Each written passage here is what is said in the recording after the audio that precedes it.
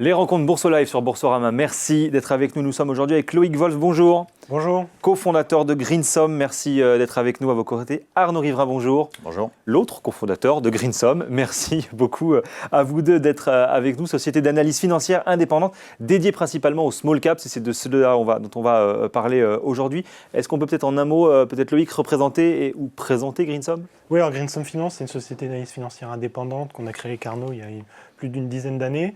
On est vraiment spécialisé sur l'analyse de sociétés, ce qu'on appelle small cap. Oui.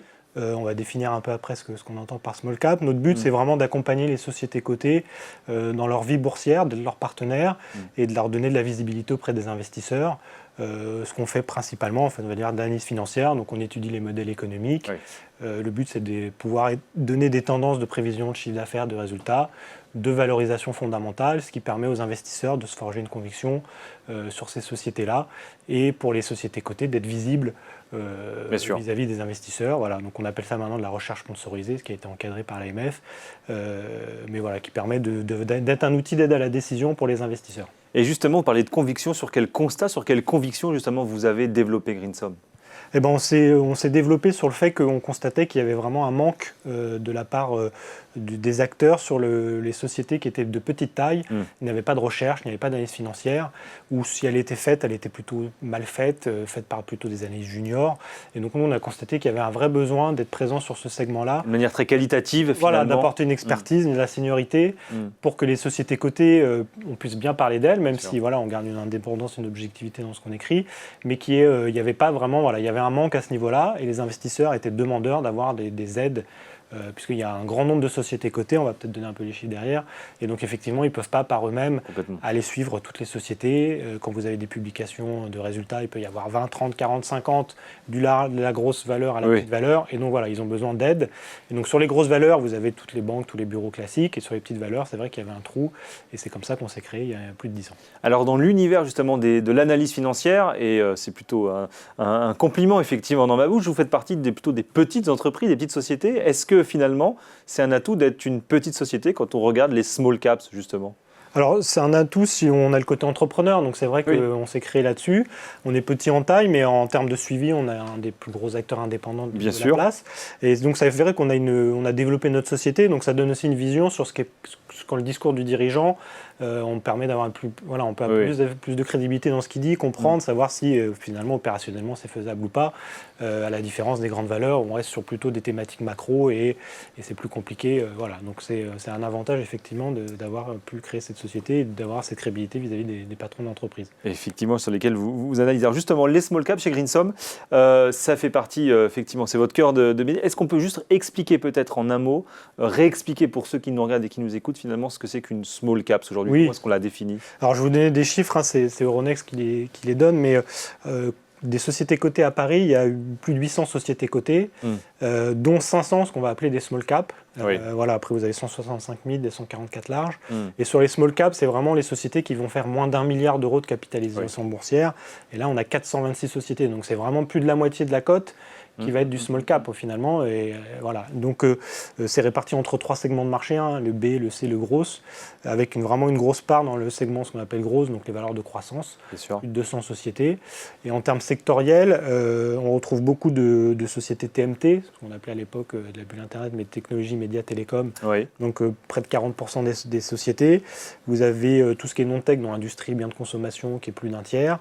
Et après, vous avez tout ce qui est plus tech, santé, donc on va dire les medtech, les biotech, et puis tout ce qui est énergie, technologie, donc les cleantech. Voilà. C'est comme ça que c'est réparti un peu le segment de marché des small caps. Et qu'est-ce qui les caractérise, j'allais dire principalement au-delà de leur secteur finalement? Quel est un peu le fil conducteur, la ligne directrice entre toutes ces entreprises?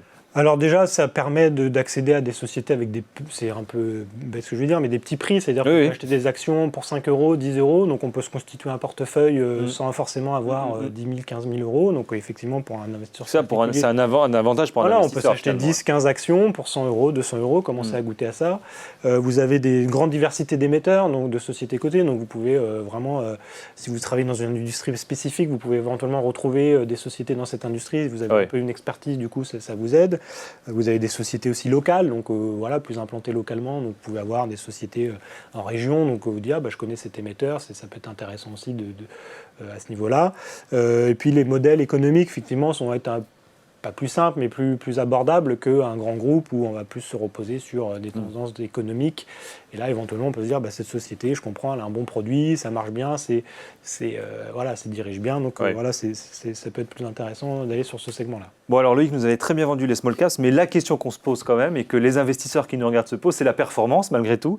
Alors peut-être qu'Arnaud, vous allez remettre un peu les points sur les i. Est-ce que ça vaut le coup, finalement, aujourd'hui, de regarder les small caps, et peut-être d'ailleurs à l'échelle de quelques années en arrière, quand on regarde les grands indices boursiers, comment est-ce qu'on se repère, comment on se positionne par rapport aux small caps? Alors structurellement, quand on est sur des marchés qui ont une très bonne visibilité, donc on est plutôt sur des marchés haussiers, on s'est rendu compte que jusqu'à finalement, on va dire l'ère Covid, si on peut caricaturer comme ça, et même éventuellement 2018 plus, les small caps étaient un élément de surperformance.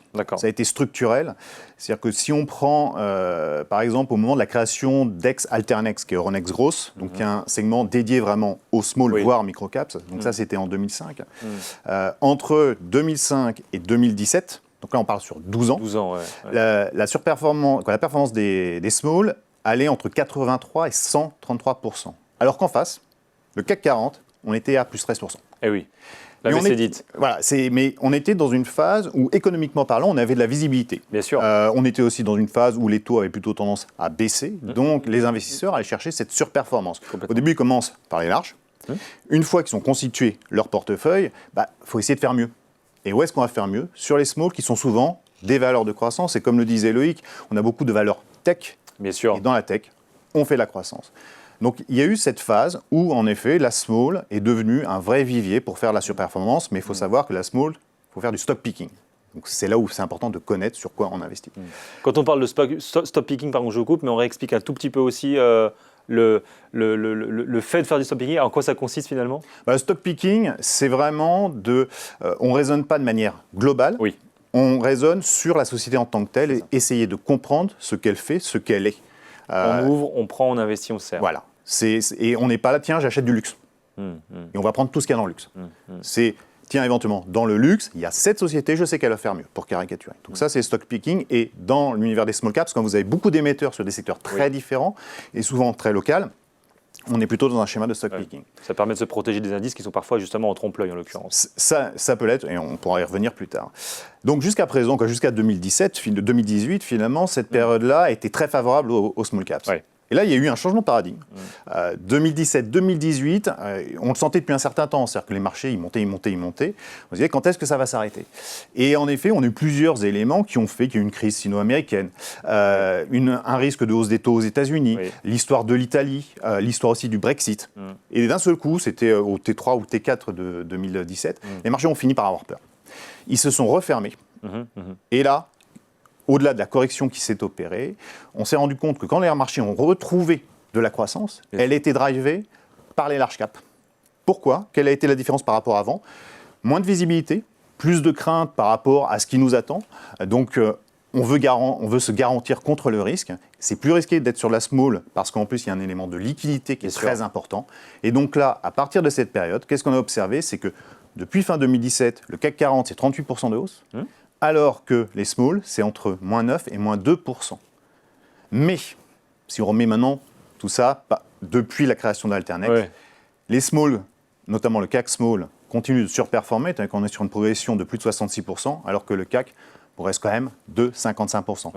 Mais ce qui est très intéressant de noter, c'est que la surperformance jusqu'à 2017 était à 90% sur les small, et depuis 2017, je crois que sur les 6 dernières années à peu près, 5 années de suite, 5 années, c'était le CAC 40. Donc il y a eu un vraiment changement de paradigme. Pourquoi? Parce qu'en effet, on a moins de visibilité. Et moins de visibilité, on va moins sur les small. Et est-ce qu'aujourd'hui, finalement, alors en 2023 en l'occurrence, on peut se dire ou pas que finalement investir, parier sur des small caps, c'est un investissement plus risqué qu'auparavant, ou plus risqué tout court d'ailleurs aujourd'hui? Tout dépend de l'horizon d'investissement. Après, il faut voir que, comme elles ont sous-performé, nettement sous-performé par rapport au large cap, à un moment, le marché reviendra dessus, dès qu'il retrouvera de la visibilité. Et comme elles ont sous-performé, elles sont moins chères. Eh oui. Donc, l'effet prix et l'effet qu'à un moment, les gérants iront chercher de la surperformance, ils reviendront sur les small caps. Donc aujourd'hui, on commence à se dire que ça peut être intéressant, mais le marché reste encore un petit peu timoré. Il n'a pas trop de visibilité encore. La hausse des taux, tout le monde est en train de refaire les calculs. Donc ça joue négativement encore à court terme. Mais à long terme, j'aurais tendance à être positif. Et qu'est-ce que vous nous conseillez à ceux qui nous écoutent et qui nous regardent, la place que ça doit avoir, que ça peut avoir dans un portefeuille, justement? Loïc? Moi, je dirais qu'il faut mettre peut-être... alors ça dépend de son aversion au risque, parce que c'est vrai que c'est un segment de marché plus risqué, où on peut faire des très bonnes performances, parce que c'est vrai que c'est aussi un segment où il y a beaucoup plus d'opérations financières, des OPA, des rachats par les industriels, par des fonds. Il y en a eu énormément ces dernières années, puisque effectivement les sociétés sont plus décotées. Donc je dirais peut-être une fourchette entre 20 et 30% du portefeuille sur les petites valeurs. Voilà. Après, ça dépend vraiment. Si quelqu'un s'y connaît bien et est prêt à prendre du risque, il peut miser que là-dessus. Voilà. Après, ça dépend comment on est en aversion au risque. Mais c'est vrai qu'il y a vraiment des... comme c'est un segment de marché qui est moins adressé, effectivement, il y a des bonnes affaires à faire puisque c'est moins regardé. Et donc, il faut prendre un peu de temps et il y a des pépites à aller chercher et des histoires intéressantes à trouver. Mais voilà, c'est un segment qui est moins accessible que les larges. Bon, alors le sujet, c'est de savoir, une fois qu'on a compris un petit peu ça, comment est-ce qu'on investit, de la manière dont finalement on peut investir. Vous allez tout nous expliquer. D'abord, peut-être sur le comment, finalement. J'allais dire, finalement, comment est-ce qu'on fait concrètement? C'est quoi la porte d'entrée? Est-ce que c'est une porte d'entrée assez classique, finalement, de n'importe quel investissement boursier, justement, aujourd'hui, Loïc? Oui, si on investit en direct, effectivement, ça va être déjà de s'informer, de lire la presse spécialisée, de regarder les interviews sur Boursorama, de regarder l'actualité, donc d'être informé de ce qui se passe. Ensuite, une fois qu'on a un peu identifié les secteurs sur lesquels on va investir, ça prend un peu de temps, c'est d'aller regarder les communiqués de presse des sociétés, essayer de comprendre ce qu'ils disent, essayer de suivre un peu dans le temps, de voir si la société dit ce qu'elle fait ce qu'elle dit. C'est vraiment dans le segment des small caps, c'est un critère clé, la confiance qu'on peut avoir dans le chef d'entreprise. C'est beaucoup plus élevé que sur les large caps où on va être plus tributaire de la macro. Mais la clé, finalement, le sujet de base, d'une certaine manière, peut-être plus que sur des grandes entreprises, c'est vraiment l'information sur la société en elle-même, finalement. Oui, c'est vraiment d'aller chercher de l'information. Alors, sur les sites des sociétés, il y a déjà beaucoup d'informations, lire les rapports annuels, les communiqués de presse.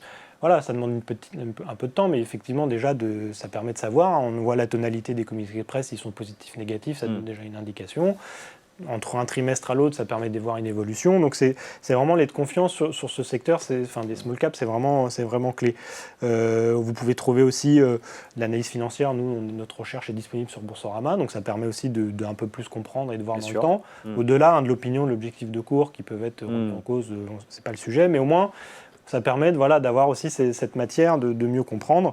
Et après, il va y avoir quelques éléments, on va dire, financiers, c'est de se faire une petite culture financière de l'analyse financière, essayer de comprendre pourquoi une société est de bonne qualité ou de mauvaise qualité, quels sont les risques. Entre parenthèses, parce il y a quelque chose d'intéressant que vous avez évoqué, qui est de dire qu'il faut suivre aussi l'évolution dans le temps des discours. Est-ce que la société fait véritablement ce qu'elle dit, entre guillemets? Pourquoi ça, c'est important, particulièrement sur les small caps? Parce qu'il y a moins on va dire, c'est vraiment le manager et le dirigeant d'entreprise qui donne le là de la société. Et donc, effectivement, c'est vraiment sur l'humain. Est-ce que cette personne, dans une phase où ça marche bien, globalement, l'entreprise, si elle est de qualité, elle va progresser. Mais si ça se passe un peu moins bien, est-ce que cette personne a la capacité à réagir vite, à faire évoluer son modèle? Et donc, il y a beaucoup plus de réactivité à ce niveau-là que dans les grands groupes où ça va être plus long, où la variabilité va être moins forte. Sur les petites sociétés, vous pouvez avoir d'un trimestre à l'autre, d'une année sur l'autre, pour avoir des grosses variations. Il suffit, on l'a vu pendant les crises récentes, quand vous avez des problèmes logistiques en Chine, c'est beaucoup plus compliqué pour des petites sociétés d'avoir du container, de payer des containers que des grands groupes. Donc effectivement, c'est les capacités du dirigeant à être réactif face aux événements et à tenir ses engagements est beaucoup plus importante que sur les grosses valeurs, on va dire. Et puis donc un sujet qui est, j'allais dire, intéressant, et pas nécessaire d'être un expert d'ailleurs, mais peut-être un peu éduqué sur les ratios financiers, effectivement, ce que vous disiez, c'est bien. Lesquels finalement il faut regarder en particulier quand on veut investir dans une small cap? Alors, on va dire, ça va être assez basique, mais on va regarder un peu l'évolution du chiffre d'affaires, donc quelle croissance, comment ça évolue d'année en année. Est-ce que cette société est rentable, On n'a pas besoin de regarder tous les ratios, mais déjà, est-ce qu'elle gagne de l'argent? Ce qui peut être effectivement une bonne chose. Après, vous avez certains secteurs où le sujet, c'est pas d'en gagner, mais c'est un élément important aussi. Il y a un élément qui est assez clé aussi, qui est peut-être moins connu, c'est de regarder la génération de cash. Donc ça prend un peu de temps, mais c'est de se dire, est-ce que cette société effectivement affiche des gros résultats, mais est-ce qu'elle génère de la trésorerie ou pas? Est-ce qu'elle est toujours demandeuse de financement? Parce que ça, c'est un sujet. Et puis regarder, en ce moment, le sujet de la dette est vraiment quelque chose d'assez clé. Est-ce que c'est une société qui est très endettée, qui va avoir besoin de se refinancer? Et donc, effectivement, il peut y avoir des décotes en ce moment sur ces sociétés-là, quoi. Et avec un warning que vous donnez d'ailleurs souvent dans vos notes, qui est attention finalement à la manière dont on va investir sa société, notamment sur tous les outils de financement alternatifs. C'est quelque chose qui est très important, effectivement, sur lequel vous mettez vraiment en garde les investisseurs aujourd'hui. Disons qu'en ce moment, il y a un trou dans la raquette pour financer certains types d'activités. D'accord. Et donc, il y a des acteurs qui se sont positionnés là-dessus. Alors, ça permet de pérenniser certaines activités qui sont structurellement rentables. Est-ce qu'un jour, elles seront rentables? C'est la question. Mais derrière, ce sont des outils de financement excessivement dilutifs. Alors, qu'est-ce qu'on entend par dilution? C'est qu'en fait, ce sont des outils qui permettent de se financer au fil de l'eau, mais qui derrière amènent à une création de titres. Et ces titres ne sont pas amenés à être détenus et gardés par le financeur, mais sont vendus au fil de l'eau sur le marché. Ouais. Et ça, même si on croit dans le modèle économique de la société, dans tous les cas, le titre baissera.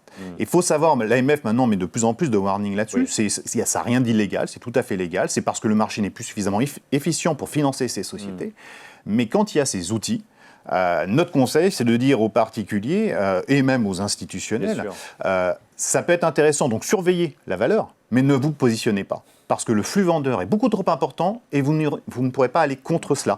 Mais en revanche, le jour où leur modèle économique permettra de s'approcher du break-even, éventuellement, il pourrait y avoir de nouvelles solutions de financement qui seront plus dilutives. Et à partir de là, ça pourrait être intéressant de se repositionner. Mais ces outils-là, warning. Pour l'instant, effectivement, on fait attention à cette porte d'entrée. L'autre sujet sur lequel, effectivement, vous mettez beaucoup en garde, notamment sur ces investissements, sur ces small caps, c'est celui de la liquidité des titres. Pourquoi est-ce que c'est un point qui est important aujourd'hui à surveiller? Alors, effectivement, c'est même un sujet quelle que soit la taille de l'investisseur. Mais quand on est sur des sociétés small cap, et c'est ce qui a un peu expliqué des amours, on va dire, de ce segment de marché depuis des années, c'est qu'il est plus compliqué de vendre ces titres.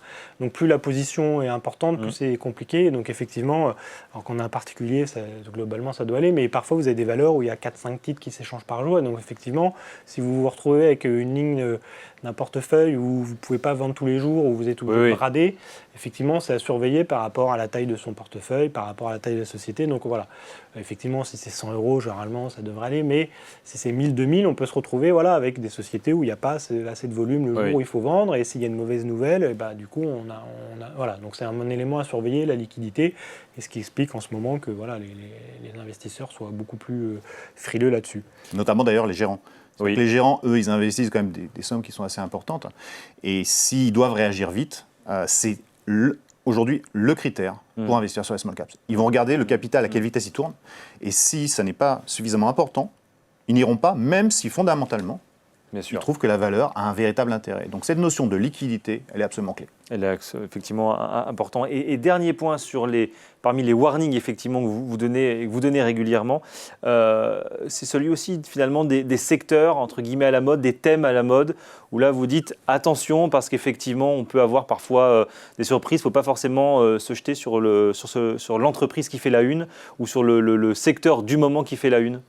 Oui, on a eu des mauvais exemples qui peuvent arriver. Et effectivement, vous avez parfois des bulles de marché sur certains secteurs où vous avez des sociétés qui peuvent être très bien, mais qui viennent avec des valorisations qui sont très élevées, qui profitent de l'engouement de la part des investisseurs. Et dès que l'effet de mode est un peu passé, ça peut vite se retourner. Donc il faut être encore plus sélectif dans le choix des sociétés quand on arrive sur ces secteurs-là. Éventuellement, plutôt avoir un horizon d'investissement du coup très long. Éventuellement surveiller, se dire là c'est cher, je vais attendre un peu. Dans le cas d'introduction en bourse, parfois on a plus intérêt d'attendre que de souscrire. Enfin voilà, mais effectivement les modes, on a eu la mode des valeurs internet dans les années 2000, on a quelques années c'était les valeurs hydrogène, on a eu les biotech il y a 10 ans. Il y a des effets de mode, donc on peut profiter, ça dépend si on veut faire du trading et qu'on se dit moi je suis un investisseur qui trade et je sais le faire, et ben j'en profite, je surveille ma position et puis dès que j'ai pris un bon pourcentage, je vends.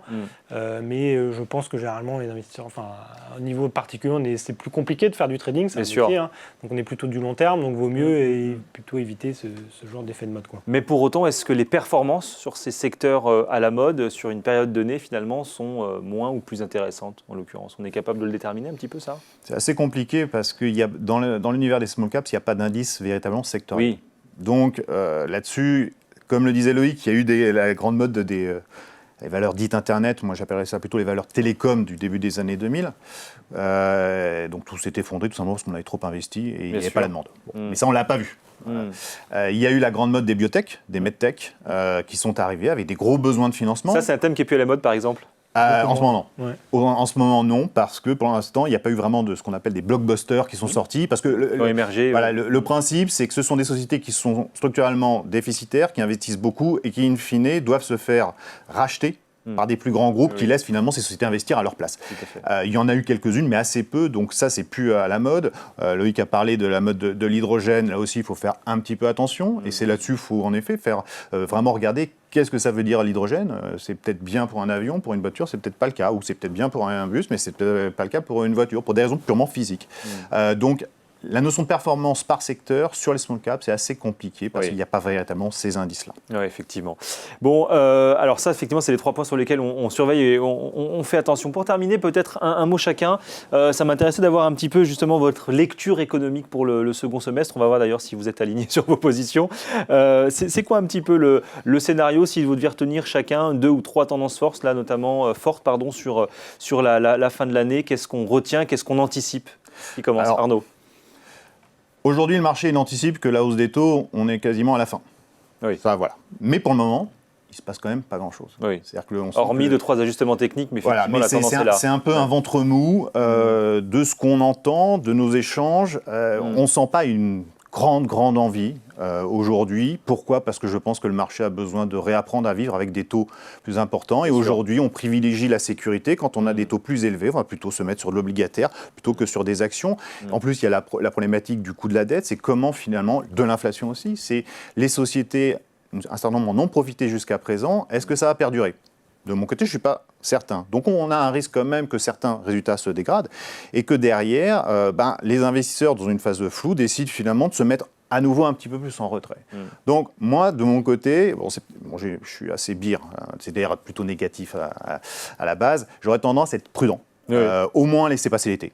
Ça, c'est clé. Il faut laisser passer l'été, voir quel est un peu le discours des banques centrales. C'est vraiment le discours des banques centrales qui va donner là, et voir si enfin l'inflation se calme. Elle ne baissera pas, mais au moins qu'on n'ait plus ces rythmes d'inflation, de hausse d'inflation, qu'on retrouve des rythmes un peu plus modérés. C'est ça qui permettra en effet de redonner une impulsion. Donc moi, je serais peut-être plus optimiste pour 2024. Plutôt que sur la fin de l'année. Sur la fin de l'année, ça pourrait rester étal et on a peut-être plus le risque d'avoir des déceptions et donc des corrections. Loïc, d'accord avec ça? C'est quoi l'élément que vous retenez là sur les 6 prochains mois? Positif, mais je vais rester dans la même tendance. Et je veux dire, ce serait justement le moment d'en profiter pour prendre un peu de temps pour essayer de trouver des sociétés, retrouver celles qu'on trouve qualitatives, celles où il y a des écarts de valorisation significatifs, celles si on peut jouer des thématiques d'OPA, on en voit, il y en a encore. De préparer un peu on va dire, sa sélection de valeurs. Pour là, on a un peu plus envie, on a un peu plus travaillé. On sent que le marché commence à reprendre, d'en profiter pour investir et en se disant à 3 à 5 ans, je suis sûr que je vais faire une belle performance, mais en ayant cet horizon d'investissement long et de profiter de cette période un peu molle pour sélectionner les sociétés et du coup se dire voilà, s'il y a 3 à 5 ans, je pense que je pourrais faire des très belles performances, quoi. Bon, et sur le front des small et des mid, justement, quels sont, si je prends mon petit panier, si je fais quelques courses, quels sont les secteurs à éviter, les secteurs à renforcer, les sujets qu'on doit regarder, les conseils, le bon conseil que vous offrez à nos spectateurs, nos téléspectateurs? Arnaud. Secteur à éviter, biotech, medtech. D'un autre côté, on n'y comprend rien. Donc déjà, quand on ne comprend pas, on n'y va pas. Medtech, on croit comprendre, mais c'est très compliqué. C'est pas forcément simple que ça. Les secteurs à la mode, pareil, je pense qu'il faut se méfier. Après, sur quoi aller On va dire les valeurs familiales. On peut essayer de se positionner sur les sociétés où il y a un actionnariat familial assez fort et du coup source de stabilité le plus souvent. Voilà, et puis du coup il y a un alignement des intérêts entre la personne qui gère l'entreprise et l'investisseur particulier. Donc on a des fonds entrepreneurs, des sociétés entrepreneuriales, ça c'est plutôt généralement On a vu même dans le passé les performances qui étaient bonnes sur ce type de société. On peut chercher aussi les valeurs, ce qu'on appelle en recovery, donc des valeurs qui ont souffert et qui sont en train de se retourner.